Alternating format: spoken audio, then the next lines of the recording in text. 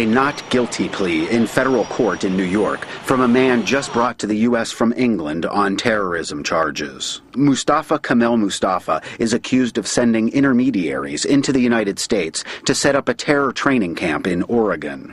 His attorney is preparing for a trial next summer. Because he's presumed innocent. He entered a plea of not guilty to the indictment. If at some point there's a change, you'll find out about it. But right now we are proceeding to prepare the case for trial and see what kind of evidence they have against him and prepare the case. Mustafa is also accused of helping plot the kidnapping of hostages in Yemen, including 2 Americans. Is your client a terrorist? That's a silly question.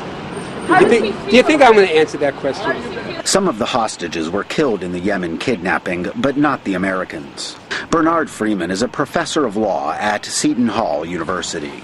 Because 2 Americans were among those taken hostage, and the statute having to do with hostage taking gives the U.S. courts jurisdiction in any case where an American is taken hostage, whether they're injured or not. Mustafa also goes by the name Abu Hamza al-Masri. He is accused of orchestrating the terror plots from England.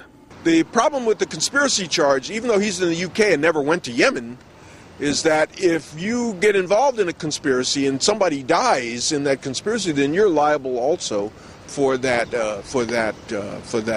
death. Mustafa is also charged with giving material support to the Taliban. He is among several terror suspects brought to the U.S. over the weekend from England. Other suspects are accused of helping plot the bombings of the embassies in Tanzania and Kenya that killed more than 200 people. Ted Shaffrey, Associated Press, New York.